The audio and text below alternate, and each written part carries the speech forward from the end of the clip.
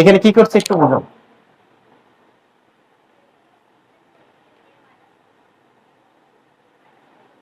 আচ্ছা পারছো, বসো। Thank you. বসো বসো, দেখি তুমি বলো তো। তারপর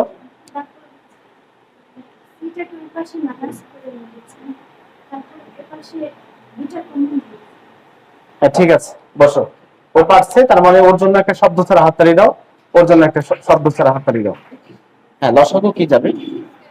সি স্কোয়ার লসাগু যাবে। থ্যাংক ইউ, বসো। সি স্কোয়ার লসাগু যাবে। আচ্ছা পিছনে তুমি কি অমনোযোগী নাকি? তুমি কি লিখতে বসো। তাহলে উপরে কি হবে? আলফা স্কোয়ার প্লাস কি বিটা স্কোয়ার। বলো A square plus B square. Thank you, বসো। এ স্কোয়ার প্লাস বি সিদ্ধান্তটা কি তুমি পারবা? বলো দেখি। এ স্কোয়ার প্লাস বি স্কোয়ারের অনুসিদ্ধান্ত। অনুসিদ্ধান্ত মান নির্ণয় যে ইউজ করছিলাম না, এ স্কোয়ার প্লাস বি স্কোয়ারের অনুসিদ্ধান্ত আছে না, মান নির্ণয় ইউজ করছে, মনে করো তো। পারবা না? মনে পড়তেছে না? তুমি পারো কিন্তু তোমার মনে নাই হয়তো। আচ্ছা বসো। Thank you. হ্যাঁ, A plus B whole square minus two AB. Thank you first. ধন্যবাদ, বসো। আচ্ছা এই যে এ স্কোয়ার প্লাস বি স্কোয়ারের কিন্তু দুইটা অনুসিদ্ধান্ত আছে, মনে আছে কিনা তোমাদের জানি না। আমরা দেখছিলাম যে উপরে মানে মান যেটা দেওয়া থাকতো, এ প্লাস বি যদি মান দেওয়া থাকতো তাহলে আমরা প্লাসেরটা ইউজ করতাম, যদি এ মাইনাস বি দেওয়া থাকতো তাহলে আমরা মাইনাসেরটা ইউজ করতাম, মনে আছে এটা? তাহলে এখন বলো তো, এই যে alpha square plus beta square, alpha square plus beta square, তাহলে আমরা এই জায়গা থেকে আমরা কিন্তু আগে এটা ভুল করে ফেলছি, বের করে রাখি নাই। প্রত্যেকটা ম্যাথে আমরা আলফা প্লাস বিটা বের করিনি, তারপর আলফা বিটা বের করিনি, মূলদ্বয়ের যোগফল এবং মূলদ্বয়ের কি গুণফল, এই দুটো কিন্তু আমরা প্রত্যেকটা ম্যাথেই বের করে রাখছি। মূলদ্বয়ের যোগফল, মূলদ্বয়ের যোগফলের সূত্রটা কি? হ্যাঁ তুমি বলো, মূলদ্বয়ের যোগফলের সূত্রটা কি? হ্যাঁ, আলফা প্লাস বিটা সমান কি? Minus B by A. Thank you, বসো। আর আলফা বিটার সূত্রটা কি? হ্যাঁ তুমি বলো। হ্যাঁ, আলফা বিটা মানে মূলদ্বয়ের গুণফলের সূত্র C by A. Very good first. Thank you, বসো। তার মানে আমরা alpha plus beta all square minus two না ফোর? টু। আর ফোর কখন আসে? না, যখন A plus B all square, এই দুটো আমার ছোটবেলায় খুবই ভুল যাইতো, মানে টু এবং ফোর এর ভিতরে একটা গড়মিল পাকায় ফেলতাম। তাহলে যখন এ স্কোয়ার বি স্কোয়ার থাকবে তখন টু আসবে, আর যখন A plus B all square থাকবে তখন কিন্তু ফোর আসবে। বুঝতে পারছো? আচ্ছা, তার মানে two A B, A B মানে হচ্ছে আলফা বিটা, ডিভাইডেড কি আছে বলো? C square. এখন আলফা প্লাস বিটার মান এখানে আসো, কি হবে? Minus B by A. Minus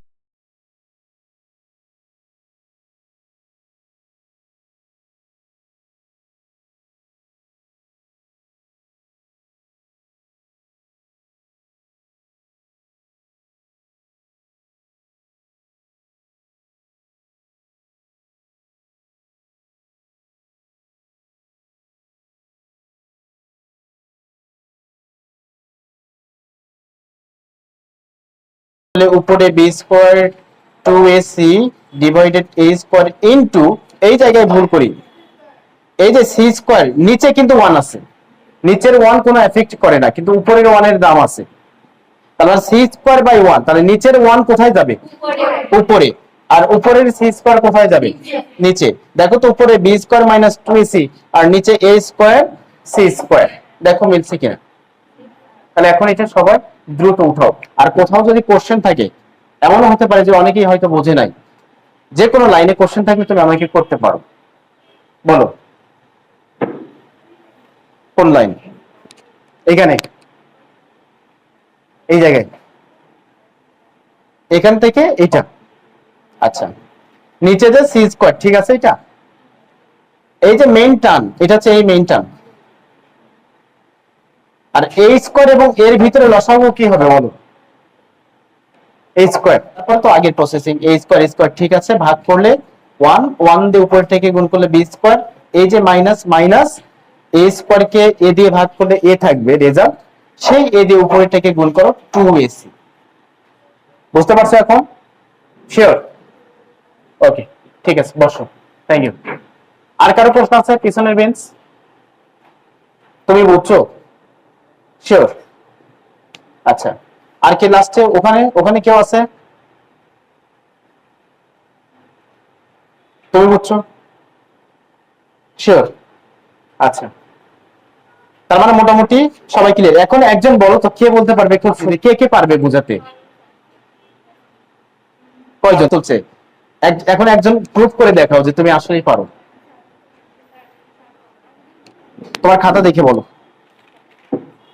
homework গুলো যেগুলো ছিল এগুলো খাতায় আছে কিনা একটু দেখাবা। আর আজকে ক্লাস নাম্বার কত এটা?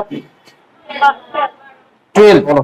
প্রথমে স্যার এখানে দেওয়া আছে x square plus bx plus c equal 0 আইনম সমীকরণের একটু জোরে বলো। যেহেতু আইনম সমীকরণের মূল দুইটি আলফা ও বিটা, সেহেতু স্যার অতএব আলফা ও বিটা দ্বারা সমীকরণটিকে সিদ্ধ করে পাই। প্রথমে আমরা স্যার আলফা দ্বারা সিদ্ধ করব। Alpha a alpha square plus b alpha plus c equal 0। তারপর sir a alpha square plus b alpha plus c কে ভেরি গুড, পারছো। এখন দেখি এখান থেকে একজনকে তুমি তো বলতে পারবা না, বলছি না, বলো দেখি। তুমি লাস্টের টুকু বলো। এইখান থেকে আমরা প্রথমে সিদ্ধ করে যে মানটি বের করেছিলাম দুইটা সমীকরণে, তারপর ওই লেফট হ্যান্ড সাইড থেকে ওই মানগুলা নিয়ে লেফট হ্যান্ড সাইডে বসিয়ে দেব। তার মানে বুঝতে পারছো? প্রসেসিং এর মাধ্যমে করে গুড, থ্যাংক ইউ। আর কে বলবে এখান থেকে? তুমি বলবা? ওকে, বলো দেখি। এই তুমি বুঝছো তো? বলো। যেহেতু এক নং সমীকরণের মূল আলফা ও বিটা দেওয়া আছে, তাই সুতরাং আলফা ও বিটা দ্বারা সমীকরণকে সিদ্ধ করে পাই। Alpha a alpha square plus b alpha plus c equal 0, a alpha square b alpha plus c equal object নিচে মাইনাস আলফা সমান a alpha plus b equal c। Good, যাতে গুণ। আচ্ছা ঠিক আছে, থ্যাংক ইউ। বস। আচ্ছা, তার মানে আমার শরমের কিছু নাই। তুমি শিখতে আসছো, তোমার বাবা মা কষ্ট করে এখানে পাঠাইছে, তুমি একটু শেখার ট্রাই করো। তোমার যে বান্ধবী একটু ভালো বোঝে তার সাথে একটু ডিসকাস করা যে আমি এই জায়গাটা বুঝি না।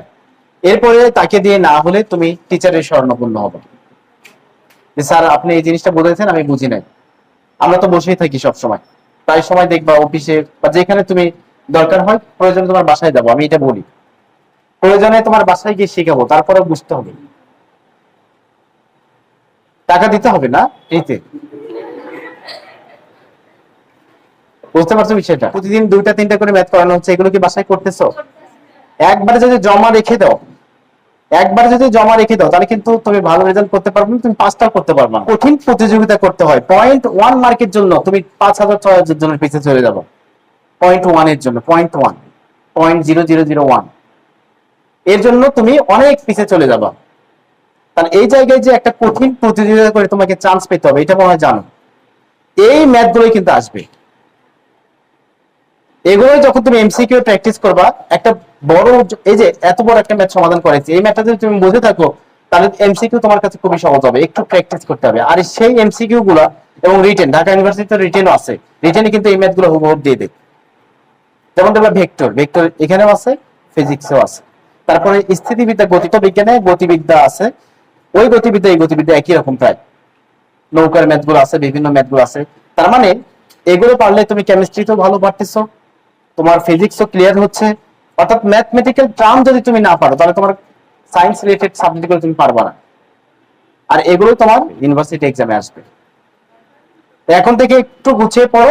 স্বপ্নটা বাস্তবায়ন করতে চাও তার এখন থেকে ভালোভাবে এই ম্যাথগুলো ক্লাসে যেগুলো পড়ানো হচ্ছে, ইংলিশ বলো, বাংলা বলো, তারপর হচ্ছে হায়ার ম্যাথ বলো, ফিজিক্স, এগুলো একটু তুমি ভালোভাবে গুছিয়ে পড়ো। আচ্ছা, নেক্সট দিনে আমরা 5 নাম্বার খুব ইম্পর্টেন্ট হচ্ছে, 5-এর 2টা ম্যাথ সমাধান করব। মোটামুটি কিন্তু চ্যাপ্টারটা 60% কিন্তু শেষ হয়েছে। চ্যাপ্টারের 60% শেষ হয়েছে। ওকে, চ্যাপ্টারের 60% শেষ হয়েছে। এখন তোমার দায়িত্ব খুঁজে ম্যাথগুলো করা। কোন ম্যাথ তুমি পারতেছো না এটা ডিসকাস করো আমার সাথে। যেটা প্রবলেম হয় এটা বলবা। আরো কিছু ম্যাথ আছে যেগুলো আমি করাবো, এখনো করাই নাই এগুলো। ওকে।